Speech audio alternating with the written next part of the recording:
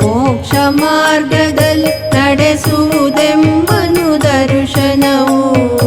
ಸಮ್ಯಕ್ ಜ್ಞಾನವ ನಾವು ಪಡೆಯಲು ಮೊದಲ ಮೆಟ್ಟಿಲೇ ದರ್ಶನವು. ಮೊದಲ ಮೆಟ್ಟಿಲೇ ದರ್ಶನವು ಸಮ್ಯಕ್ ದರ್ಶನ. ಸಮ್ಯಕ್ ದರ್ಶನ. ಸಮ್ಯಕ್ ದರ್ಶನ. ಸಮ್ಯಕ್ ದರ್ಶನ.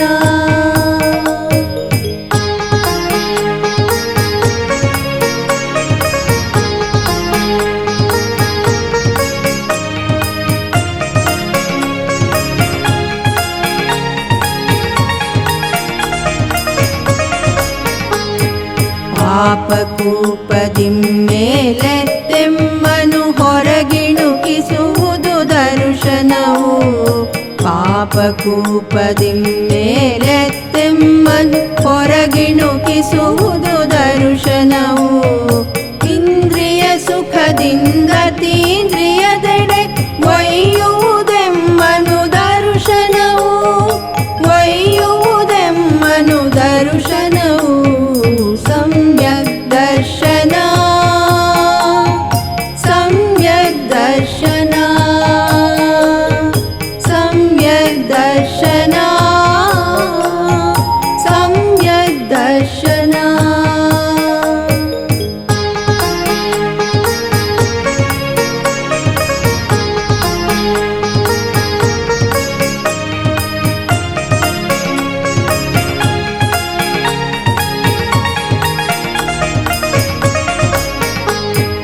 ಸಮ್ಯಕ್ ದರ್ಶನದ ಮಹಿಮೆಯನ್ನು ಸಾರುವ ಕಥೆಯನ್ನು ಪೇಳುವೆವು.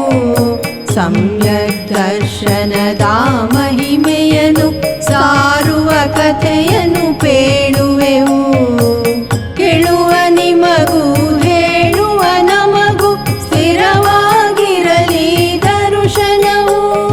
ಸ್ಥಿರವಾಗಿರಲಿ ದರ್ಶನವು ಸಮ್ಯಕ್ ದರ್ಶನ. ಸಮ್ಯಕ್ ದರ್ಶನ. ಸಮ್ಯಕ್ ದರ್ಶನ. ಸಮ್ಯಕ್ ದರ್ಶನ.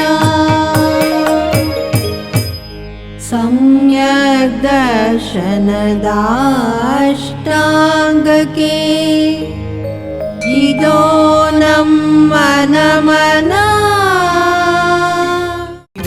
ನಾಗೇಂದ್ರ ಕಂಡಂತ ಕನಸು, ಆ ಕನಸ ಕೈಗೂಡೆ ಮಾಡಿಹರು ಮನಸ್ಸು. ಜಿನ ಧರ್ಮ ಧಾರ್ಮಿಕತೆ ಇದೆ ಮೊದಲ ಆದ್ಯತೆ. ಪ್ರಿಯ ವೀಕ್ಷಕರೇ, ಪ್ರತಿ ಭಾನುವಾರ ಬೆಳಗ್ಗೆ ಚಂದನ ವಾಹಿನಿಯಲ್ಲಿ ಪ್ರಸಾರವಾಗುತ್ತಿರುವ ರತ್ನತ್ರಯ ಕಾರ್ಯಕ್ರಮವನ್ನು ವೀಕ್ಷಿಸುತ್ತಿರುವ ತಮ್ಮೆಲ್ಲರಿಗೂ ಹೃತ್ಪೂರ್ವಕವಾದ ಸುಸ್ವಾಗತ. ರತ್ನತ್ರಯ ರತ್ನತ್ರಯ ರತ್ನತ್ರಯ ರತ್ನತ್ರಯ. ಜೈನ ಧಾರ್ಮಿಕ ಕಾರ್ಯಕ್ರಮ ರತ್ನತ್ರಯ 350 ಸಂಚಿಕೆಗಳನ್ನು ಪೂರೈಸಿದೆ. ಇಷ್ಟೆಲ್ಲ ಒಂದು ಮುಂದುವರೆದಿದೆ. ಇದರಲ್ಲಿ ಪ್ರಸಾರ ಆಗ್ತಿರುವ ಕಿರುಚಿತ್ರಗಳು ಮತ್ತು ಅನಿಮೇಷನ್ಸ್ ಅಂತ ಚಿತ್ರಗಳು, ಉಪನ್ಯಾಸಗಳು ಮತ್ತು ಕ್ಷೇತ್ರ ದರ್ಶನ ಮುಂತಾದ ಕಾರ್ಯಕ್ರಮಗಳು ಪ್ರೇಕ್ಷಕರ ಒಂದು ಮನಸ್ಸನ್ನು ಅರಳಿಸುತ್ತದೆ. ಈ ರತ್ನತ್ರಯ ಕಾರ್ಯಕ್ರಮದಲ್ಲಿ ನಿರ್ಮಾಪಕಿ ನಿರ್ದೇಶನ ಡಾಕ್ಟರ್ ನಿರ್ಜಾ ನಾಗೇಂದ್ರ ಕುಮಾರ್ ಮತ್ತು ನಾಗೇಂದ್ರ ಕುಮಾರ್ ಅವರಿಗೆ 350 ಸಂಚಿಕೆಗಳನ್ನು ಯಶಸ್ವಿಯಾಗಿ ಪೂರೈಸಿದ್ದಕ್ಕಾಗಿ ಉತ್ಪೂರ್ವಕ ಅಭಿನಂದನೆಗಳು. ಅವರಿಗೆ ನಾನು ಅವರ ಪರಿವಾರಿಗೆ ನನ್ನ ಹೃದಯಪೂರ್ವಕವಾಗಿ ನನ್ನ ಆಶೀರ್ವಾದ ಕೊಡುತ್ತೇನೆ. ನಮ್ಮ ಜಿನಾಲೆ ಹೇಗಿದೆ ಎಲ್ಲ ಕಡೆನೂ ತಿರುಗಿಸಿ ಅದು ನಮಗೆ ತೋರಿಸಿಕೊಡ್ತಾ ಇದ್ದಾರೆ. ನಮ್ಮ ಜೈನ್ ಸಮಾಜ ಆದಂಥ ಡಾಕ್ಟರ್ ನಿರ್ಜಾ ನಾಗೇಂದ್ರ ಶ್ರೀಮತಿ ಕುಮಾರ್ ಹಾಗೂ ಅವರು ಪ್ರಥಮ ಜೈನ ಮಹಿಳಾದ ನಿರ್ದೇಶಕ ಮತ್ತು ನಿರ್ಮಾಪಕರಾಗಿದ್ದಾರೆ. ಅವರಿಗೆ ಅವರ ಯಜಮಾನರಾದಂಥ ಅವ್ರಿಗೆ ಸಾಥ್ ಕೊಡ್ತಾ ಇದ್ದಾರೆ. ಸಮಾಜನೂ ಸಾಥ್ ಕೊಡ್ತಾ ಇದೆ. ಸ್ವಂತ ತಮ್ಮ ನಿಜ ಜೀವನದಲ್ಲಿ ಏನು ಬರುತ್ತದೆ ಅದನ್ನು ಸಹಾಯ ಮಾಡಿಕೊಂಡು ಅವರ ಧರ್ಮ ಪ್ರಚಾರ ಹೇಳ್ತಾರೆ. ಕೂಡ ಈ ಒಂದು ಚಂದನ ವಾಹಿನಿಯಿಂದ ಎಲ್ಲರಿಗೂ ಜನರಿಗೆ ಗೊತ್ತಾಗಲಿ ಎಂದು ತಿಳಿಸಿ ಇದನ್ನೆಲ್ಲರೂ ವೀಕ್ಷಿಸಿ ಮತ್ತು ಇದನ್ನು ಆನಂದಿಸಿ ಈ ಪರಿವಾರಕ್ಕೆ ಡಾಕ್ಟರಿಗೆ ಆಗಿರ್ಬೋದು, ಅವ್ರ ಯಜಮಾನರಾಗಿರ್ಬೋದು, ಎಲ್ಲರಿಗೂ ನಿರ್ಜಾಮ ಆಗಿರೋ ನಾಗೇಂದ್ರ ಕುಮಾರ್ ಅವರಾಗಿರ್ಬೋದು, ಹೃದಯಪೂರ್ವಕವಾಗಿ ನಿಮ್ಮ ಧರ್ಮ ಪ್ರಮಾಣದಲ್ಲಿ ಯಾವುದು ಉಪಸರ್ಗ ಬರದ ಹಾಗೆ, ಉಪದ್ರ ಬರದ ಹಾಗೆ ಎಲ್ಲ ಚೆನ್ನಾಗಿ ಆಗ್ಲಿ ಅಂತ ನನ್ನ ಆಶೀರ್ವಾದ. ಎಲ್ಲ ಜನ ಇದನ್ನು ನಮ್ಮ ಕರ್ನಾಟಕ ಎಲ್ಲೆಲ್ಲಿ ಈ ಕನ್ನಡ ನನ್ನ ಮಾತು ಕೇಳ್ತಾ ಇದ್ರಿ, ಈ ಚಂದನ ವಾಹಿನಿ ನೋಡ್ತೀರಿ, ನೀವು ಅದು ಎಲ್ಲದಕ್ಕೂ ಸಾಥ್ ಕೊಡ್ಕೊಂತ ಇದ್ರೆ ನಮ್ಮ ಜೈನ ಧರ್ಮ ಪ್ರಭಾವನ ಆಗ್ತತಿ. ಎಲ್ಲರಿಗೂ ಆಶೀರ್ವಾದ. ಇದೇ ನವೆಂಬರ್ 15ರಂದು ಚಕ್ರೇಶ್ವರಿ ಮಹಿಳಾ ಸಮಾಜ ಮತ್ತು ಸೆಂಟ್ರಲ್ ಜೈನ್ ಮಿಲನ್ ಅವರು ಸಂಯುಕ್ತವಾಗಿ ಆಯೋಜಿಸಿರುವ ಜೈನ ಸಾಹಿತ್ಯ ಸಿರಿ ಎನ್ನುವ ಕಾರ್ಯಕ್ರಮ ತಾವಿಂದು ವೀಕ್ಷಿಸಲಿದ್ದೀರಿ.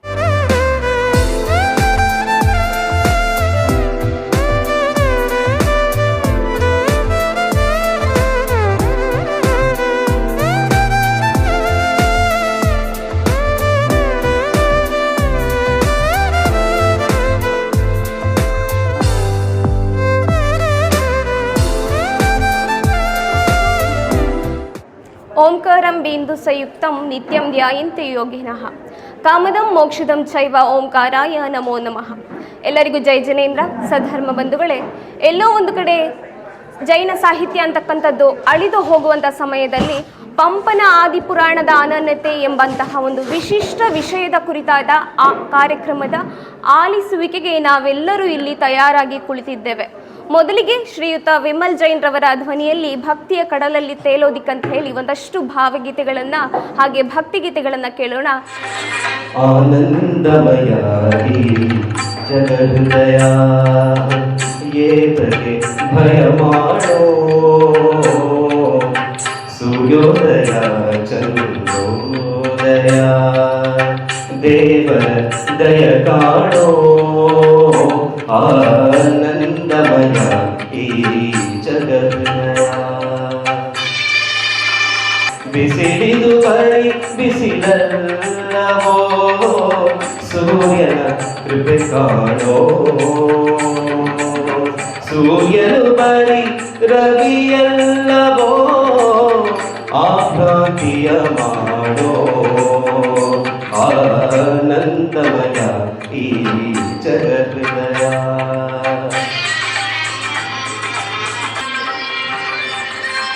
ರವಿವದನವೇ ಶಿವ ಸದನವೋ, ಬರಿ ಕಣ್ಣದು ಮಣ್ಣೋ. ಶಿವನಿಲ್ಲದೆ ಸೌಂದರ್ಯವೇ ಶವಮುಖದ ಕಣ್ಣೋ. ರವಿವದನವೇ ಶಿವ ಸದನವೋ, ಬರಿ ಕಣ್ಣದು ಮಣ್ಣೋ. ಶಿವನಿಲ್ಲದೆ ಸೌಂದರ್ಯವೇ ಶವಮುಖದ ಕಣ್ಣೋ. ಆನಂದಮಯ ಈ ಜಗಹೃದಯ ಶಿವ ಕಾಣದೆ ಕವಿ ಕುರುಡನೋ, ಶಿವ ಕಾವ್ಯದ ಕಣ್ಣೋ.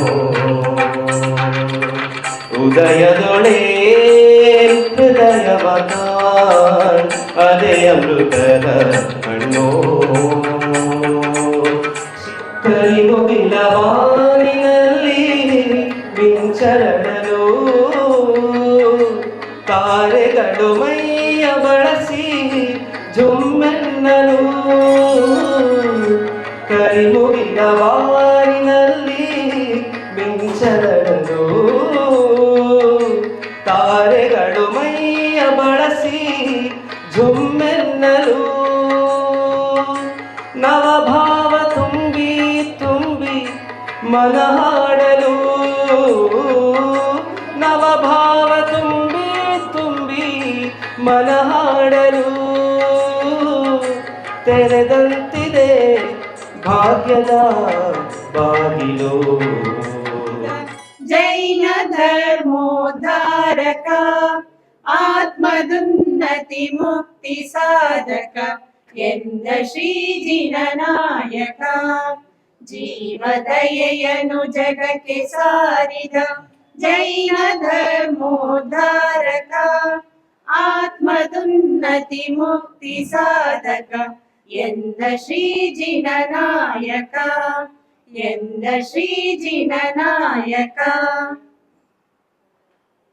ಮನದ ಆಗಸದಲ್ಲಿ ಧರ್ಮದ ಹೊನ್ನ ಕಿರಣವು ಮೂಡಲಿ, ಮಿಥ್ಯ ರೂಪದ ನಿಶೆಯು ಕರಗಲಿ, ಸತ್ಯ ಸೂರ್ಯನು ಜ್ವಲಿಸಲಿ, ಚಿತ್ತ ಶುದ್ಧಿಯು ಮೂಡಿ ಉತ್ತಮ ಜ್ಞಾನ ಜ್ಯೋತಿಯು ಬೆಳಗಲಿ, ಶುದ್ಧ ಭಾವನೆ ಉದ್ಭವಿಸುತ್ತಲಿ, ನಿನ್ನ ರೂಪವು ಕಾಣಲಿ. ಜೀವದಯೆಯನ್ನು ಜಗಕ್ಕೆ ಸಾರಿದ ಜೈನ ಧರ್ಮೋದ್ಧಾರಕ, ಆತ್ಮದುನ್ನತಿ ಮುಕ್ತಿ ಸಾಧಕ ಎಂದ ಶ್ರೀಜಿನ ನಾಯಕ, ಎಂದ ಶ್ರೀಜಿನ ನಾಯಕ. ಇಂದಿನ ಸಾಹಿತ್ಯ ಸಿರಿ ಕಾರ್ಯಕ್ರಮದ ವಿಶೇಷ ಉಪನ್ಯಾಸಕರಾದ ಡಾಕ್ಟರ್ ಆರ್ ಲಕ್ಷ್ಮೀನಾರಾಯಣರವರಿಗೆ ಸ್ವಾಗತ ಬಯಸುತ್ತೇನೆ. ಮುಖ್ಯ ಅತಿಥಿಗಳಾದ ಬೆಂಗಳೂರು ವಿಭಾಗ ಭಾರತೀಯ ಜೈನ್ ಮಿಲನ್ ವಲಯ 8ರ ಕಾರ್ಯದರ್ಶಿಗಳಾದ ಶ್ರೀ ವಿಲಾಸ್ ಪಾಸಣ್ಣನವರಿಗೂ ಸ್ವಾಗತ ಬಯಸುತ್ತೇನೆ. ನೆರೆದಿರುವ ಎಲ್ಲ ಜೈನ ಬಂಧು ಬಾಂಧವರಿಗೂ ಆತ್ಮೀಯ ಸ್ವಾಗತವನ್ನು ಬಯಸುತ್ತೇನೆ. ರತ್ನತ್ರಯದ ವೀಕ್ಷಕರಿಗೆಲ್ಲ ವಂದನೆಗಳು. ಕರ್ನಾಟಕ ಸಾಹಿತ್ಯ ಅಕಾಡೆಮಿ ಪ್ರಶಸ್ತಿ, ಉತ್ತರ ಪ್ರದೇಶ ಸರ್ಕಾರ ನೀಡುವ ಸೌಹಾರ್ದ ಸಮ್ಮಾನ್ ಪ್ರಶಸ್ತಿ, ಹೀಗೆ ಅನೇಕ ಪ್ರತಿಷ್ಠಿತ ಪ್ರಶಸ್ತಿಗಳಿಗೆ ಭಾಜನರಾಗಿರುವ ಲಕ್ಷ್ಮೀನಾರಾಯಣರು ನಮ್ಮ ಈ ಕಾರ್ಯಕ್ರಮ ಒಪ್ಪಿ ಬಂದಿದ್ದಾರೆ. ಇದೀಗ ಕಾರ್ಯಕ್ರಮದಲ್ಲಿ ವಿಶೇಷ ಉಪನ್ಯಾಸವನ್ನ ನೀಡಲಿಕ್ಕಿರುವಂತಹ ಡಾಕ್ಟರ್ ಆರ್ ಲಕ್ಷ್ಮೀನಾರಾಯಣ ಸರ್. ನಮ್ಮ ಕನ್ನಡದ ಸಾಹಿತ್ಯ ಅಂದರೆ ಎಲ್ಲರೂ ಕೂಡ ಪಂಪನ ಪಾದಕ್ಕೆ ಒಂದು ಹೂವು ಹಾಕಿಯೇ ಮುಂದಕ್ಕೆ ಹೋಗೋದು, ಅದು ತಮ್ಮೆಲ್ಲರಿಗೂ ಗೊತ್ತೇ ಇದೆ. ಶ್ರೀ ದೇವೇಂದ್ರ ಮುನೀಂದ್ರ ವಂದಿತ ಗುಣವ್ರಾತಂ ಜಗತ್ಸ್ವಾಮಿ ಸಂದಾದಿ ಬ್ರಹ್ಮನ್ ಅಗಾಧ ಬೋಧ ನಿಳಯಂ ದುರ್ವಾರ ಸಂಸಾರ ವಿಚ್ಛೇದೋಪಾಯ ನಿಯುಕ್ತ ಸೂಕ್ತಿ ವೃಷಮಾರ್ಗಾಗ್ರೇಸರನ್ ಪಾಪಹೃತ್ ಪಾದಾಬ್ಜಂ ದಯಗೈವೆನಕ್ಕಮೆಗೆ ಮುಕ್ತಿಶ್ರೀ ಸುಖಾವಾಪ್ತಿಯಂ. ಆದಿತೀರ್ಥಂಕರನನ್ನು ಸ್ತುತಿಸುವ ಈ ಪದ್ಯದಲ್ಲಿ ಪಂಪಕವಿ ತನ್ನ ಗುರು ದೇವೇಂದ್ರ ಮುನೀಂದ್ರನನ್ನು ಕೂಡ ಪರ್ಯಾಯವಾಗಿ ತಂದಿದ್ದಾನೆ. ಪಂಪಕವಿ ಬರೆದಂತಹ 2 ಕೃತಿಗಳಲ್ಲಿ ಮೊದಲನೇ ಕೃತಿನೇ ಆದಿಪುರಾಣ. ಇದನ್ನು ಬರೆದು ಇವತ್ತಿಗೆ ಸುಮಾರು ಹತ್ತಿರ 1100 ವರ್ಷಗಳು ಆಗ್ತಾ ಬಂತು. 1084 ವರ್ಷ ಆಯಿತು. ಇನ್ನು 16 ವರ್ಷ ಕಳೆದ್ರೆ 1100 ವರ್ಷ ಆಗುತ್ತೆ. ಇಲ್ಲಿವರೆಗೆ ಈ ಕೃತಿಯನ್ನ ನಮ್ಮ ಕನ್ನಡ ಸಮಾಜ ಉಳಿಸ್ಕೊಂಡು ಬಂದಿದೆಯಲ್ಲ, ಎಷ್ಟೋ ಕೃತಿಗಳು ಕಾಲರಾಯನ ಇದರಲ್ಲಿ ಹೋಗ್ಬಿಟ್ಟಿದ್ದಾವೆ. ಇದು ಉಳ್ಕೊಂಬಂದಿಯಲ್ಲ, ಅದೇ ನಮ್ಮ ಪುಣ್ಯ ಅಂತ. ಇದು ಕನ್ನಡದ ಆದಿ ಮಹಾಕಾವ್ಯ. ಬಹುಶಃ ಜೈನ ತೀರ್ಥಂಕರ ಪುರಾಣಗಳಲ್ಲಿ ಕಾಲದ ದೃಷ್ಟಿಯಿಂದ ಮೊದಲನೇದು ಮಾತ್ರ ಅಲ್ಲ, ಯೋಗ್ಯತೆ ದೃಷ್ಟಿಯಿಂದ ಕೂಡ ಅದು ಬಹಳ ಉನ್ನತ ಸ್ಥಾನದಲ್ಲಿ ಮೊದಲನೇ ಸ್ಥಾನದಲ್ಲಿ ನಿಲ್ಲುವಂಥ ಒಂದು ಕೃತಿ ಪುರಾಣ. ಪಂಪನಿಗೆ ಒಂದು ರೀತಿಯಲ್ಲಿ ಶಿಷ್ಯನಂತಿರ್ತಕ್ಕಂಥ ರನ್ನ, ಅವನು ಇದನ್ನ ಪುರಾಣ ತಿಲಕ, ಉಪಮಾತೀತ, ಗುಣಕ್ಕೆ ಮಚ್ಚರ ಮುಂಟೆ ಅಂಥೇಳಿ ಅವನು ಬಹಳ ಬುದ್ಧಿವಂತ. ಅಜಿತ್ ಪುರಾಣದಲ್ಲಿ ಅದನ್ನು ಹೇಳ್ತಾನೆ. ಗದಾಯುದ್ಧದಲ್ಲಿ ಪಂಪನ ಹೆಸರು ಹೇಳೋದೇ ಇಲ್ಲ. ಪಂಪನಿಂದಲೇ ಪಂಪನ 13ನೇ ವಿಕ್ರಮಾರ್ಜುನ ವಿಜಯದ 13ನೇ ಆಶ್ವಾಸದ ಮೇಲೆ ತನ್ನ ಗದಾಯುದ್ಧ ಕಾವ್ಯದ ಕಟ್ಟಡವನ್ನು ಕಟ್ಟಿದ್ರೂ ಕೂಡ ಅಲ್ಲಿ ಪಂಪನ ಹೆಸರು ಹೇಳಕ್ಕೆ ಹೋಗಲ್ಲ. ಪುರಾಣ ತಿಲಕ ಅಂತೆಲ್ಲ ಕೊಂಡಾಡ್ತಾನೆ. ಗುಣಕ್ಕೆ ಮಚ್ಚರ ಮುಂಟೆ ಅಂತ ಅದು ಬೇರೆ ಹೇಳ್ತಾನೆ. ಆದಿಪುರಾಣ ಹೇಳಿ ಕೇಳಿ ಒಂದು ತೀರ್ಥಂಕರ ಪುರಾಣ. ಜೈನ ಧರ್ಮದಲ್ಲಿ ಶ್ರದ್ಧೆ, ನಿಷ್ಠೆ, ಪ್ರೀತಿ ಇರುವಂಥವ್ರಿಗೆ ಅದು ಪ್ರಿಯವಾಗೋದ್ರಲ್ಲಿ ಏನೂ ಆಶ್ಚರ್ಯ ಇಲ್ಲ. ಆದರೆ ಪಂಪ ಮೂಲತಃ ಕವಿ. ಕೇವಲ ಜೈನ ಧರ್ಮೀಯರಿಗೆ ಪ್ರಿಯವಾದರೆ ಅವರು ಮಾತ್ರ ಇದನ್ನು ಓದಿದ್ರು ಸಾಲದು. ಜೈನೇತರರು ಓದಬೇಕು ಮತ್ತು ಅವರಿಗೂ ಪ್ರಿಯವಾಗಬೇಕು. ಕನ್ನಡಿಗರೆಲ್ಲ ಓದಬೇಕು, ಅವರೆಲ್ಲ ಸವಿಯಬೇಕು ಹಾಗೆ ಅಂತ ಹೇಳಿ, ಹಾಗೆ ಅವರಿಗೆ ಎಲ್ರಿಗೂ ಪ್ರಿಯವಾಗಬೇಕು ಅಂತ ಅನ್ಸರೆ ಅದು ಪುರಾಣವಾಗದೆ ಅದು ಎಲ್ಲರೂ ಓದಿ ಮೆಚ್ಚುವಂಥ ಕಾವ್ಯವಾಗಬೇಕು ಹಾಗೆ ಅಂತ ಹೇಳಿ ಅದು ಚಿರಕೃತಿಯಾಗಿ ಉಳಿಯುತ್ತೆ ಆಗ ಹಾಗೆ ಅಂತ ಹೇಳಿ ಪ್ರಿಯವಾಗಿ ಕಾವ್ಯ ಪ್ರಿಯರೆಲ್ಲರಿಗೂ ಪ್ರಿಯವಾಗುತ್ತೆ ಅಂತ ನಿರ್ಧರಿಸಿದಂಥ ಪಂಪಕವಿ ಅದು ಪುರಾಣವಷ್ಟೇ ಆಗದೆ ಕಾವ್ಯ ಧರ್ಮವಾದಂಥ ಸೌಂದರ್ಯ ಮತ್ತು ಸ್ವಾರಸ್ಯ ಮತ್ತು ರಸ ಸಮೃದ್ಧಿ ಇವುಗಳಿಂದ ಕೂಡಿರೋ ಹಾಗೆ ಈ ಕಾವ್ಯವನ್ನು ರಚ್ಯಾನೆ. ಹಾಗಾಗಿ ಇದು ತೀರ್ಥಂಕರ ಚರಿತೆ. ಪಂಪನೇ ಅದನ್ನು ಹೇಳಿಬಿಡ್ತಾನೆ. ಇದುವೇ ಸುಕವಿ ಪ್ರಮೋದ ಪ್ರದಂ, ಇದುವೇ ಭವ್ಯಲೋಕ ಪ್ರಮೋದ ಪ್ರದಮ್ಮೆನೆ ನೆಗಳದ ಆದಿಪುರಾಣದೊಳು ಅರಿಯುವುದು ಕಾವ್ಯ ಧರ್ಮಮಂ ಧರ್ಮಮುಮಂ. ಅವನು ಹೇಳ್ತಾನೆ ಧರ್ಮ ಇದರಲ್ಲಿದೆ, ಜೈನ ಆದಿಪುರಾಣ ಸರಿಯೇ, ಆದರೆ ತೀರ್ಥಂಕರ ಪುರಾಣ ಆದರೆ ಅದ್ರಲ್ಲಿ ಅರಿಯುವುದು ಕಾವ್ಯ ಧರ್ಮ ಮತ್ತು ಧರ್ಮ. ಸೊ ಮೊದಲಿಗೆ ಕಾವ್ಯ ಧರ್ಮ, ಅದಕ್ಕೆ ಪ್ರಾಶಸ್ತ್ಯ ಕೊಟ್ಟು ಹೇಳ್ತಾನೆ ಅವನು, ಆಮೇಲೆ ಧರ್ಮ ಹಾಗೆ. ಆದಿಪುರಾಣದ ವಸ್ತು ಈಗಾಗಲೇ ತಮಗೆಲ್ಲ ಗೊತ್ತಿರೋ ಹಾಗೆ ಮೊದಲನೇ ತೀರ್ಥಂಕರನಾದಂಥ ಆದಿನಾಥ ಅಥವಾ ವೃಷಭದೇವನ ಚರಿತ್ರೆ. ಮೂಲತಃ ನೃಪತುಂಗನ ಗುರುಗಳಾಗಿದ್ದಂಥ ಜಿನಸೇನಾಚಾರ್ಯರು ಮಹಾಪುರಾಣ ಅಂತ ಬರೆದಿದ್ದಾರೆ. ಅದರಲ್ಲಿ 2 ಭಾಗ, ಪೂರ್ವ ಪುರಾಣ ಮತ್ತು ಉತ್ತರ ಪುರಾಣ ಅಂತೇಳಿ. ಆ ಪೂರ್ವ ಪುರಾಣದಲ್ಲಿ ಪೂರ್ತಿಯಾಗಿರ್ತಕ್ಕಂಥದ್ದು ಆದಿನಾಥನ ಚರಿತ್ರೆ, ಅದು ಸಂಸ್ಕೃತದಲ್ಲಿ ಇರ್ತಕ್ಕಂಥದ್ದು. ಪಂಪನಿಗೆ ಅದೇ ಮೂಲ ಇರ್ತಕ್ಕಂಥದ್ದು. ಧಾರ್ಮಿಕ ಅವನು ಆ ಮಹಾಪುರಾಣದಲ್ಲಿರ್ತಕ್ಕಂಥ ಪೂರ್ವ ಪುರಾಣದ ಭಾಗ, ಅದರಲ್ಲಿ ಮೂಲ ಕಥೆ, ಭವಾವಳಿಗಳು, ಧಾರ್ಮಿಕ ವಿಚಾರಗಳು, ಇತರೆ ಸಂಗತಿಗಳು, ಸಂಪ್ರದಾಯಗಳು, ಆಚಾರಗಳು ಇವೆಲ್ಲದಕ್ಕೂ ಸಂಬಂಧಪಟ್ಟ ಹಾಗೆ ಪೂರ್ವ ಪುರಾಣದಲ್ಲಿ ಹೇಳಿರೋದನ್ನೆಲ್ಲ ಪಂಪ ಚಾಚು ತಪ್ಪದೆ ಹೆಚ್ಚು ಕಡಿಮೆ ತಂದೆಯ ನಮ್ಮ. ಆದರೆ ಆ ಧಾರ್ಮಿಕವಾದಂಥ ಏನು ಸಂಪ್ರದಾಯಗಳು, ನಿಯಮಗಳು ಮತ್ತೊಂದಿದ್ದಾವೆ, ಅವನ್ನ ಯಾವುದನ್ನು ಕೂಡ ಬಿಡದ ಹಾಗೆ ಚಾಚು ತಪ್ಪದಾಗೆ ಮಾಡ್ಕೊಂಡು ಅನೇಕ ಪದಪುಂಜಗಳು, ಶಬ್ದಗಳು ಅಲ್ಲಿಯವೇ ಇಲ್ಲೂ ಕೂಡ ಬಂದಿದ್ದಾವೆ. ಆದರೆ ಈ ಕಥಾಭಾಗಗಳು, ಪ್ರಸಂಗಗಳು ಇವೆಲ್ಲನೂ ಕೂಡ ಹಾಗೆ ಬಂದಿದ್ದಾವೆ. ಆದರೆ ಔಚಿತ್ಯಪೂರ್ಣವಾದಂಥ ಪ್ರಕೃತಿ ವರ್ಣನೆ, ವ್ಯಕ್ತಿ ಚಿತ್ರಣ ಇವೆಲ್ಲದಕ್ಕೆ ಅಲ್ಲಿ ಬಂದಿರೋ ಪ್ರತಿ ಪ್ರಸಂಗಕ್ಕೆ, ಸಂಗತಿಗಳಿಗೆ, ಸನ್ನಿವೇಶಗಳಿಗೆ ಎಲ್ಲದಕ್ಕೂ ಕೂಡ ತನ್ನ ಪ್ರತಿಭಾ ಕುಂಚದ ಒಂದು ಸ್ಪರ್ಶವನ್ನು ಅವನು ಕೊಟ್ಟಿರೋದ್ರಿಂದ ಅದು ಕೇವಲ ಪುರಾಣವಾಗದೆ ಅದು ಕಾವ್ಯವಾಗಿ ಕಂಗೊಳಿಸ್ತಾ ಇದೆ ಅನ್ನೋದು ಬಹಳ ಮುಖ್ಯವಾಗಿರ್ತಕ್ಕಂಥದ್ದು. ಆದಿಪುರಾಣ ಅಂದ ತಕ್ಷಣ ಅದು ಹೇಗೆ ಅಂದರೆ ಒಂದು ಜೀವಿಯ ಅನಂತ ಯಾತ್ರೆ. ಅದು ಹೆಸರಿಗೆ ತೀರ್ಥಂಕರ ಚರಿತ್ರೆ ಆದರೂ ಕೂಡ ಆ ತೀರ್ಥಂಕರ ಸ್ಥಾನದ ಒಬ್ಬ ಸಾಮಾನ್ಯ ಜೀವಿಯನ್ನು ನಾವು ತೊಗೊಂಡ್ಬಿಡ್ಬೋದು.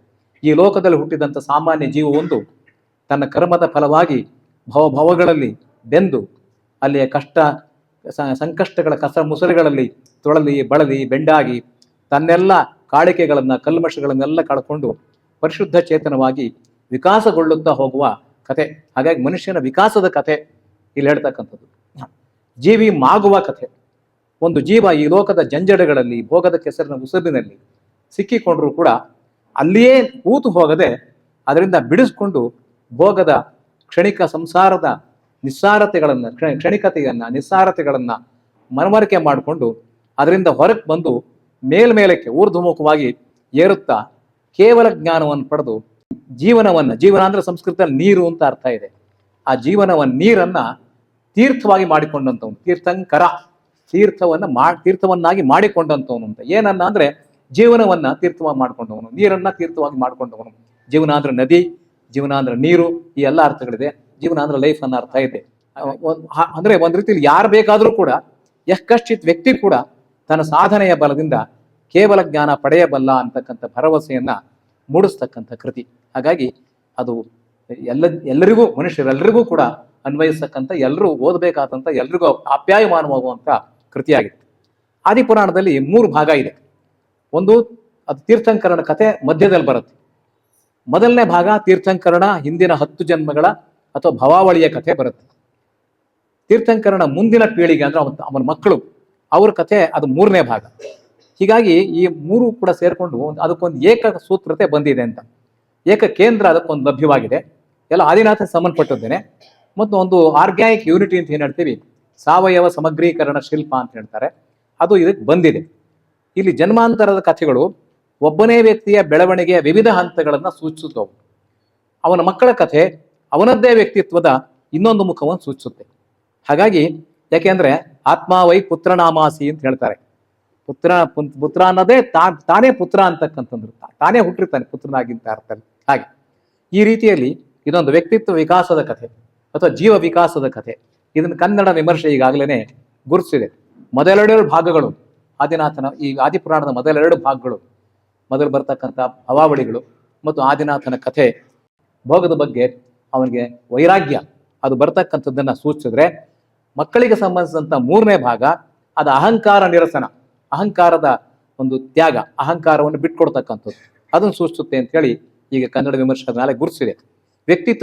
ವ್ಯಕ್ತಿಯ ವ್ಯಕ್ತಿತ್ವ ವಿಕಸನ ಅಂದ್ರೆ ಭೋಗ ಮತ್ತು ಅಹಂಕಾರ.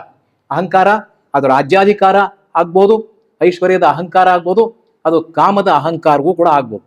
ಇವೆಲ್ಲವನ್ನು ಕೂಡ ನೀಗಿಕೊಳ್ಳೋದು. ಹಾಗೆ ಅವುಗಳನ್ನು ಸಂಪೂರ್ಣವಾಗಿ ನೀಗಿಕೊಂಡಂಥ ಚೇತನ ತನ್ನ ಬದುಕನ್ನ ಅಂದ್ರೆ ನೀರನ್ನ ಪವಿತ್ರ ತೀರ್ಥವನ್ನಾಗಿ ಮಾಡಿಕೊಳ್ತದೆ. ಆಗ ಎಲ್ರಿಗೂ ಕೂಡ ಅದು ಪೂಜ್ಯವಾಗುತ್ತೆ. ದೇವತೆಗಳು ನಾವೇನು ಹೇಳ್ತೀವಿ, ಇಂದ್ರಾದಿಗಳೆಲ್ಲ ಬಂದು ಅವನ್ನ ಪೂಜೆ ಮಾಡ್ತಾರೆ. ಜೈನ ಧರ್ಮದ ಹಿನ್ನೆಲೆಯಲ್ಲಿ ಇದನ್ನು ನಿರೂಪಿಸಿದ್ರು ಕೂಡ ಇಲ್ಲಿಯ ಜೈನ ಆವರಣವನ್ನು ಕಳಿಸಿದ್ರೆ ಈ ಋಷಭನಾಥನ ಬದುಕು, ಮನುಷ್ಯನೊಬ್ಬನು, ಸಾಮಾನ್ಯ ಮನುಷ್ಯನೊಬ್ಬನು ಜೀವನವನ್ನು ಸಾರ್ಥಕ ಮಾಡಿಕೊಂಡಂತ ಒಂದು ಕಥೆ. ಹಾಗೆ ಅದೇ ರೀತಿ ಹೇಗೆ ಅನ್ನೋದನ್ನ ಅವನು ಉದ್ದಕ್ಕೂ ಪುರಾಣದಲ್ಲಿ ಕಾವ್ಯದಲ್ಲಿ ಹೇಳ್ಕೊಂಡ್ಬರ್ತಾನೆ. ಹಾಗಾಗಿ ಇದು ಜೈನ ಜೀವಿಗೆ, ನಾನಾಗಲೇ ಹೇಳಿದಾಗೆ ಜೈನ ಜೀವಿಗೆ ಮಾತ್ರ ಅನ್ವಯಿಸದೆ ಮನುಷ್ಯ ಕೋಟಿಗೆಲ್ಲ ಅನ್ವಯಿಸುವಂಥ ಮಹಾಕಥನ ಹಾಗೆ ಅಂತ ಹೇಳ್ಬೋದು. ಆದಿಪುರಾಣದ ಪ್ರಾರಂಭದಲ್ಲಿ ಲೋಕಾಕಾರ ಕಥನ, ನಿರ್ದಿಷ್ಟ ದೇಶದ ವಿಸ್ತೀರ್ಣ, ವಿನ್ಯಾಸಗಳು, ಅದರ ರಾಜಧಾನಿ ಚೆಲುವು, ಅಲ್ಲಿನ ತೀರ್ಥಕ್ಷೇತ್ರಗಳ ಮಹಿಮೆ, 4 ಬಗೆಯ ಜೀವಿಗಳು ಅಂದರೆ ದೇವ, ಮಾನವ, ತಿರ್ಯಕ್ ಮತ್ತು ನಾರಕ. ಜೈನರಲ್ಲಿ ಕರ್ಮಕ್ಷಯ ಅಂತ, ಕರ್ಮಕ್ಷಯ, ಕರ್ಮ ಪಾಪ ಪುಣ್ಯ ಎರಡೂ ಕೂಡ ಅದು ಈಕ್ವಲ್ ಆಗಬೇಕು. ಪುಣ್ಯ ಮಾಡಿದ್ರೆ ಪುಣ್ಯದ ಫಲವಾಗಿ ಸ್ವರ್ಗಕ್ಕೆ ಹೋಗ್ತಾನೆ ಅವನು. ಪುಣ್ಯ ತೀರಿದ ತಕ್ಷಣ ಮನುಷ್ಯ ಲೋಕಕ್ಕೆ ಬರ್ತಾನೆ. ಅಲ್ಲಿ ಪಾಪ ಹೆಚ್ಚಾದ್ರೆ ಅವನು ನಾರಕಕ್ಕೆ ಹೋಗ್ತಾನೆ. ಹೀಗೆ ದೇವ, ಮಾನವ, ನಾರಕ, ತಿರ್ಯಕ್ ಈ ಚತುರ್ಗತಿಗಳಲ್ಲಿ ಅದು ಜೀವ ಸಂಚರಿಸ್ತಾ ಇರುತ್ತೆ ಹಾಗೆ ಅಂತ. ಈ ತಪಸ್ಸು ಮತ್ತು ದಾನಗಳ ಮೂಲಕ ಇವೆಲ್ಲದರ ಸ್ವರೂಪದ ವರ್ಣನೆಗಳ ನಂತರ ಕಥೆ ಪ್ರಾರಂಭವಾಗುತ್ತೆ. ಎಲ್ಲ ಕವಿ ಮನೋಧರ್ಮದವರಿಗೆ, ಸಾಹಿತ್ಯ ಪ್ರಿಯರಿಗೆ ಸಂತೋಷ ಉಂಟಾಗಬೇಕು ಅನ್ನುವ ಆಶೆ ಇಟ್ಕೊಂಡು ಅದರಂತೆ ಯಶಸ್ವಿಯಾಗಿರೋದೇ ಆದಿಪುರಾಣದ ಅನನ್ಯತೆ ಹಾಗೆ ಅಂತ. ಅವನು ಧರ್ಮಾರ್ಥ ಕಾಮಮೆಂಬಿವು ಧರ್ಮಾರ್ಥಿ ಜನಕ್ಕೆ ನೆರದ ನೆರ್ಮು ಅಂತವರ ಧರ್ಮಂ ಪ್ರಧಾನಂ ಅರ್ಥಂ ಧರ್ಮಾಂಗೃತ ಫಲಂ ಅದಕ್ಕೆ ರಸಮದು ಕಾಮಂ. ಅವನ ಧರ್ಮ ಅರ್ಥ ಕಾಮಗಳಿಗೆ ಅದ್ಭುತವಾದಂಥ ರೀತಿಯಲ್ಲಿ ಅವನು ವ್ಯಾಖ್ಯಾನ ಕೊಡ್ತಾನೆ ಪಂಪ. ಆ ವ್ಯಾಖ್ಯಾನದ ಹಾಗೆ ತನ್ನ ಕಾವ್ಯವನ್ನ ಉದ್ದಕ್ಕೂ ಕೂಡ ನಿರ್ವಹಿಸಿ ಹೋಗ್ತಾನೆ ಹಾಗೆ ಅಂತ. ಆ ತರಹ ಪಂಪನ ಈ ಕಾವ್ಯ ಅನ್ನೋದು ನಮಗೆ ಅದ್ಭುತವಾಗಿದೆ. ಮತ್ತು ಅವನು ಮಹಾನ್ ಪ್ರಕೃತಿ ಪ್ರಿಯ, ಪ್ರಕೃತಿ ವರ್ಣನೆ ಮಾಡ್ತಕ್ಕಂಥದ್ದು. ಯಾಕೆಂದ್ರೆ ಆದಿಪುರಾಣದ ಬಗ್ಗೆ ದಿನಗಟ್ಟಲೆ ಮಾತಾಡ್ಬೋದು ನಾವು. ಎಷ್ಟು ಮಾತಾಡಿದ್ರು ಕೂಡ ನಮ್ಮ ಮಾತು ಇನ್ನು ಹೇಳೋದು ಇರುತ್ತೆ ಅನ್ನೋದು ಅನ್ಸುತ್ತೆ. ಭರತನ ಅಂತಃಪುರ ಸ್ತ್ರೀಯರೆಲ್ಲ ಒಂದು ಪುಷ್ಪೋದ್ಯಾನಕ್ಕೆ ಹೋಗ್ತಾರೆ. ಪುಷ್ಪೋದ್ಯಾನಕ್ಕೆ ಹೋಗಿ ಅಲ್ಲಿರೋ ಗಿಡ, ಹೂವು, ಚಿಗುರು ಎಲ್ಲಾನು ಕೂಡ ತರದು ಮಾಡಿ ಅಲಂಕಾರ ಮಾಡ್ಕೊಂಡು, ಮೂಗುತಿ ಮಾಡ್ಕೊಂಡು, ಕಿವಿಗಿಟ್ಕೊಂಡು ಎಲ್ಲ ಮಾಡ್ತಾರೆ. ಕೊನೆಗೆ ಮಾಡಿ ಅವ್ರೇನ್ ಮಾಡ್ತಾರೆ, ಅದಕ್ಕೆಲ್ಲ ನಮಸ್ಕಾರ ಮಾಡಿ ಇದ್ರೊಳಗೆ ನಾವ್ ಏನೇನೋ ಎಲ್ಲ ಮಾಡ್ಬಿಟ್ಟು ಅದ್ರನ್ನ ನಾವೆಲ್ಲ ಮರ್ತು ಬಿಡು, ನಾವು ನೀವು ಜೊತೆಲಿದ್ವು ಅನ್ನೋದು ಜ್ಞಾಪಕ ಇಟ್ಕೊಳ್ಳಿ ಅಂತ ಹೇಳಿ ಅಲ್ಲಿ ಹೇಳ್ತಾನೆ. ಅದ್ಭುತವಾದ ರೀತಿಯಲ್ಲಿ ತರ್ತಾನೆ. ಅಲ್ಲೆಲ್ಲ ಮಲ್ಲಿಗೆನ್ ಮಾತಾಡಿಸ್ತಾನೆ, ಮಾವನ್ ಮಾತಾಡಿಸ್ತಾನೆ. ಮಾವಿನ ಮರ ಕುರ್ತಿ, ಮಾವನಿಗೆ ಪಂಪನಿಗೆ ಮಾವು ಮತ್ತು ಮಲ್ಲಿಗೆ ಇವೆರಡಿದ್ಬಿಟ್ರೆ ಬೆರತಾವುದು ಸಂಸಾರ ಸಾರ ಸರಸ ಫಲಂ. ಹಾಗೆ ತಳಿರೊಳ್ ನೀನೆ ಬೆಡಂಗನೈ, ನನೆಗಳೊಳ್ ನೀ ನೀರನೈ, ಪುಷ್ಪ ಸಂಕುಳದೊಳ್ ನೀನೆ ವಿಳಾಸಿಯೈ, ಭುವನಕ್ಕೆ ಆರಾಧ್ಯನೈ, ಭೃಂಗ ಕೋಕಿಳ ಕೀರ ಪ್ರಿಯ ಚೂತರಾಜ, ತರುಗಳು ನಿನ್ನಂತೆ ಚೆನ್ನಂಗಳೆ. ಮಾವಿನ ಮರಣ ಚಿಗುರು ನೋಡಿರಿ ನೀನು ಹಾಗೆ, ಹಣ್ಣು ನೋಡಿರಿ ಹೀಗೆ ಹಾಗೆ ಅಂತೇಳಿ ಅದ್ರ ಪ್ರತಿಯೊಂದು ಭಾಗವನ್ನು ಕೂಡ ವರ್ಣಿಸ್ತಾರೆ. ಅಲ್ಲಿ ವೃಕ್ಷವನ್ನ ಅವರು ಒಪ್ಪಿಕೊಳ್ತಾರೆ. ಅಷ್ಟರ ಮಟ್ಟಿಗೆ ವೃಕ್ಷ ಪ್ರೀತಿ ನಮ್ಮ ಎಲ್ಲ ಕಾವ್ಯಗಳಲ್ಲೂ ಕೂಡ ವೃಕ್ಷ ಪ್ರೀತಿ ಇದೆ. ಪಂಪನ ಕಾವ್ಯಗಳಲ್ಲಿ ವಿಕ್ರಮಾರ್ಜುನ ವಿಜಯ ಮತ್ತು ಆದಿಪುರಾಣದಲ್ಲೂ ಕೂಡ ಪ್ರಕೃತಿ ಅಂದ್ರೆ ಅದು ಮನುಷ್ಯ ಪ್ರಕೃತಿಗಿಂತ ಬೇರೆಯಾದ್ದಲ್ಲ ಅನ್ನುವ ಹಾಗೆ ಅದ್ಭುತವಾದ ರೀತಿಯಲ್ಲಿ ಪ್ರಕೃತಿನೂ ಕೂಡ ಒಂದು ಚೇತನ ಅನ್ನುವ ಹಾಗೆ ಪಂಪ ಉದ್ದಕ್ಕೂ ನೋಡ್ಕೊಂಬಂದಿದ್ದಾನೆ. ಹಾಗಾಗಿ ಆದಿಪುರಾಣದ ಅನನ್ಯತೆ ಏನು ಅಂತಂದ್ರೆ ಇದೇ ಅನನ್ಯತೆ. ಅಂದ್ರೆ ಅದು ಒಂದು ಧಾರ್ಮಿಕ ಕಾವ್ಯವಾದರೂ ಕೂಡ ಅದಕ್ಕಿಂತ ಹೆಚ್ಚಾಗಿ ಇದು ಸಾಹಿತ್ಯ ಪ್ರಿಯರಿಗೆ ಪ್ರಿಯವಾಗಬೇಕು ಅನ್ನೋ ಕಾರಣಕ್ಕೋಸ್ಕರವಾಗಿ ಅತ್ಯದ್ಭುತವಾದ ರೀತಿಯಲ್ಲಿ ಪ್ರಕೃತಿ ಅರುಣಿಸ್ತಾ, ಹಾಗೆ ಮನುಷ್ಯ ಪ್ರಕೃತಿಯನ್ನು ಕೂಡ ಎಲ್ಲ ನಾನಾ ಥರದ ಸ್ವಭಾವಗಳು, ಆ ಎಲ್ಲ ಥರದ ಸ್ವಭಾವಗಳನ್ನು ಕೂಡ ಪಂಪನಿಗೆ ಮನುಷ್ಯ ಸ್ವಭಾವದ ಪರಿಚಯ ಅದ್ಭುತವಾಗಿದೆ. ಆ ಮನುಷ್ಯ ಸ್ವಭಾವದ ಪರಿಚಯವನ್ನು ಮಾಡುತ್ತಾ ಈ ಕಾವ್ಯವನ್ನ ಮಾಡಿದ್ದಾನೆ. ನನ್ನ ಮಾತುಗಳನ್ನು ಆಲಿಸಿದಂಥ ತಮ್ಮೆಲ್ಲರಿಗೂ ಕೂಡ ನನ್ನ ವಂದನೆಗಳನ್ನು ಅರ್ಪಿಸಿ ನಮಸ್ಕಾರ ಹೇಳ್ತೀನಿ. ನಮ್ಮ ಜೈನ್ ಧರ್ಮದಲ್ಲಿ, ಜೈನ ಸಮಾಜದಲ್ಲಿ ಇಂಥ ವಿಶೇಷ ಕಾರ್ಯಕ್ರಮಗಳನ್ನು ಆಗಾಗ ನಾವು ನಮ್ಮ ಸಮಾಜಕ್ಕೆ, ಜನರಿಗೆ ತಲುಪಿಸೋಕ್ಕೆ ಇದಕ್ಕೆ ಮುಖ್ಯ ರೂವಾರಿಯಾಗಿ ನಮ್ಮ ಅನಿತಾ ಸುರೇಂದ್ರ ಕುಮಾರ್ ಅವರು ಹಾಗೂ ಸುರೇಂದ್ರ ಕುಮಾರ್ ಅವರು ಈ ಒಂದು ಯೋಜನೆ ಮತ್ತು ಯೋಜನೆ ಎರಡನ್ನು ಡಾಕ್ಟರ್ ಪದ್ಮಿನಿ ನಾಗರಾಜ್ ಅವರು ತಗೊಂಡ್ಬಂದಾಗ ಅದಕ್ಕೆ ಬೆಂಬಲವಾಗಿ ನಿಂತು ಈ ಕಾರ್ಯಕ್ರಮವನ್ನು ಆರಂಭ ಮಾಡಿ ಪ್ರತಿ ತಿಂಗಳು ನಡೆಸಿ ಅಂತ ಎಲ್ರಿಗೂ ತಿಳಿಸಿದ್ರು. 6 ತಿಂಗಳಲ್ಲಿ ಓದಬೇಕಾಗಿರೋದನ್ನ ಅರ್ಧ ಗಂಟೆಯಲ್ಲಿ ಅವರು ಸೂಕ್ಷ್ಮವಾಗಿ ಕೆಲವೊಂದು ಹಳಗನ್ನಡದ್ದು ಹೊಸಗನ್ನಡದ್ದು ಎರಡನ್ನೂ ಹೇಳಿದ್ರು. ನಾವು ಮನಸ್ಸನ್ನು ನೆಮ್ಮದಿಯಾಗಿ ಇಟ್ಕೊಳ್ಬೇಕು ಅಂತಂದ್ರೆ ಈ ಸಾಹಿತ್ಯ, ನಾವು ಓದೋ ಅಭಿರುಚಿ ಇವನ್ನೆಲ್ಲ ಬೆಳೆಸ್ಕೊಂಡು ಮನಸ್ಸಿಗೆ ಸಮಾಧಾನ ಮಾಡ್ಕೊಳ್ಳೋಕೆ ಈ ಸಾಹಿತ್ಯ ಬೇಕು. ನಾವು ಕೂಡ ಏನಾದರೂ ಬರಿಬೋದು, ಏನಾದರೂ ಮಾಡ್ಬೋದು, ಸಾಹಿತ್ಯನ ಬೆಳೆಸ್ಕೊಂಡು ಉತ್ತಮವಾದ ಜೀವನ ನಡೆಸಬಹುದು. ಕನ್ನಡನ ಮತ್ತೆ ನಾವು ಉಳಿಸ್ಬೇಕು, ಬೆಳೆಸ್ಬೇಕು ಅನ್ನೋ ಒಂದು ಚಿಕ್ಕ ಪ್ರಯತ್ನ ಜೈನ ಸಾಹಿತ್ಯ ಸಿರಿ ಮೂಲಕ ನಮ್ಮ ಸೆಂಟ್ರಲ್ ಮಿಲನ್ ಮತ್ತು ಚಕ್ರೇಶ್ವರಿ ಮಹಿಳಾ ಸಮಾಜ ನಡೆಸ್ಕೊಡ್ತಾ ಇದೆ. ಆದಷ್ಟು ಇದಕ್ಕೆ ಪ್ರಚಾರ ಕೊಡಿ. ಇದಕ್ಕೆ ಪ್ರಚಾರ ಕೊಡೋಕ್ಕೆ ನಮ್ಮ ಡಾಕ್ಟರ್ ನೀರಜಾ ನಾಗೇಂದ್ರ ಕುಮಾರ್ ಅವರು ದೂರದರ್ಶನದಲ್ಲಿ ಇದನ್ನ ಪ್ರತಿ ತಿಂಗಳು ಇದನ್ನ ಬಿತ್ತರಿಸ್ತಾರೆ. ಹಾಗೆ ಇದಕ್ಕೆ ಪ್ರಾಮಿಲಾ ಮದನ್ ಅವರು ಪ್ರತಿ ಸಾರಿ ಸಾಹಿತ್ಯ ಸಿರಿಗೆ ಒಂದು ವಿಡಿಯೋ ಮಾಡಿ ಎಲ್ರಿಗೂ ಪ್ರಚಾರ ಕೊಡ್ತಾ ಇದ್ದಾರೆ. ಆದಷ್ಟು ಜನರನ್ನ ಸೇರಿಸಿ ಎಲ್ಲರೂ ಸೇರಿಕೊಂಡು ಇದನ್ನ ಇನ್ನೂ ಉತ್ತಮವಾಗಿ ನಡೆಸ್ಕೊಡೋಣ ಅಂತ ಹೇಳಿ ನನ್ನ ಅಧ್ಯಕ್ಷೀಯ ಭಾಷಣ ಮುಗಿಸ್ತೇನೆ. ಜೈನ ಸಾಹಿತ್ಯ ಸಿರಿ ಈ ಕಾರ್ಯಕ್ರಮದ ಮೊದಲು ಅತಿಥಿಗಳಾಗಿ ಆಗಮಿಸಿದಂತರು. ಲಾಸ್ಟ್ ಟೈಮು ಇದನ್ನ ಉದ್ಘಾಟನೆ ಮಾಡಿದಂತಹ ಶ್ರೀಯುತ ಹಂಪ ನಾಗರಾಜಯ್ಯವರು ಮತ್ತು ಬಿಳಿಮಲೆ ಪುರುಷೋತ್ತಮ್ ಸರ್ ಅವರು ಪಂಪನ ಆದಿಪುರಾಣದ ಅನನ್ಯತೆ ಇದರ ಬಗ್ಗೆ ಸೊಗಸಾಗಿ ತುಂಬಾ ಅರ್ಥಗರ್ಭಿತವಾಗಿ ಅರ್ಧ ಗಂಟೆಯಲ್ಲಿ ಎಲ್ಲ ಆದಿಪುರಾಣದ ಮೊದಲನೇ ಪ್ಯಾರಾಗ್ರಾಫ್ ಇಂದ ಹಿಡಿದು ಅಂತಾನೆ ಹೇಳ್ಬೋದು, ಕೊನೆಯ ತನಕನೂ ತುಂಬಾ ಚೆನ್ನಾಗಿ ಹೇಳಿದಂತಹ ಡಾಕ್ಟರ್ ಆರ್ ಲಕ್ಷ್ಮೀನಾರಾಯಣ್ ಸರ್ ಅವ್ರಿಗೆ ತುಂಬ ಹೃದಯದ ಧನ್ಯವಾದಗಳನ್ನ ನಾನು ಸಲ್ಲಿಸ್ತಾ ಇದ್ದೀನಿ. ಅವರಿಗೆ ಗೌರವ ಸಮರ್ಪಣೆಯನ್ನ ಮಾಡಬೇಕು ಅಂತ ಹೇಳಿ ಶ್ರೀಯುತ ವಿಲಾಸ್ ಪಾಸಣ್ಣನವರಲ್ಲಿ ವಿನಂತಿ ಮಾಡ್ತೀನಿ.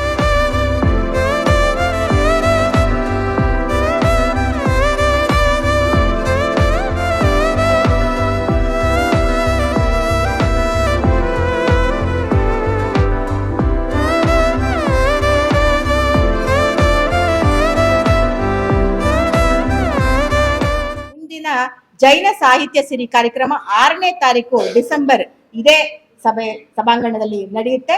ಟಾಪಿಕ್ ಏನು ಅನ್ನೋದು ಮುಂದಿನ ದಿನಗಳಲ್ಲಿ ತಮ್ಗೆಲ್ಲರಿಗೂ ಗೊತ್ತಾಗುತ್ತೆ. ಮೀಡಿಯಾ ಇಲ್ಲದೆ ಯಾವ ಕಾರ್ಯಕ್ರಮಗಳು ಅಂದ ಮತ್ತು ಚಂದ ಕಾಣೋದಿಲ್ಲ. ಹಾಗಾಗಿ ನಮ್ಮ ಪ್ರಥಮ ನಿರೂಪಕಿಯಾಗಿದ್ದಂತಹ ಡಾಕ್ಟರ್ ನೀರಜ ಅವರು ನಮ್ಗೆ ಪ್ರತಿ ತಿಂಗಳು ಅವರು ಒಪ್ಪಿಕೊಂಡು ರತ್ನತ್ರಯ ಕ್ರಿಯೇಷನ್ ಇಂದ ಪ್ರತಿ ತಿಂಗಳು ಒಪ್ಪಿಕೊಂಡು ಅವರು ನಾವ್ ಇದನ್ನ ರೆಕಾರ್ಡ್ ಮಾಡಿ ಕೊಡ್ತೇವೆ ಅಂತ ಹೇಳದಲ್ದೆ, ದೂರದರ್ಶನದ ಚಂದನದಲ್ಲಿ ಪ್ರತಿ ಭಾನುವಾರ ಬೆಳಗ್ಗೆ 9 ಗಂಟೆಗೆ ಅವರು ರತ್ನತ್ರಯ ಕಾರ್ಯಕ್ರಮ ಬರುತ್ತೆ. ಅದರಲ್ಲಿ ಕೂಡ ಅವರು ಪ್ರಸಾರ ಮಾಡ್ತಾ ಇದ್ದಾರೆ. ಅವ್ರಿಗೂ ಕೂಡ ನನ್ನ ಮತ್ತು ಸಮಾಜದ ಎಲ್ಲರ ಪರವಾಗಿ ಹೃತ್ಪೂರ್ವಕವಾದ ಧನ್ಯವಾದಗಳನ್ನ ಸಮರ್ಪಿಸ್ತಾ ಇದ್ದೀನಿ.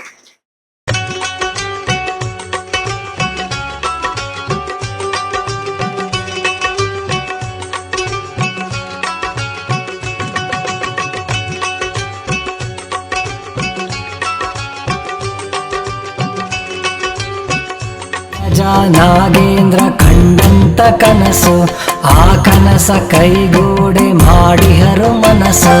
ಜಿನ ಧರ್ಮ ಧಾರ್ಮಿಕತೆ ಇದೆ ಮೊದಲ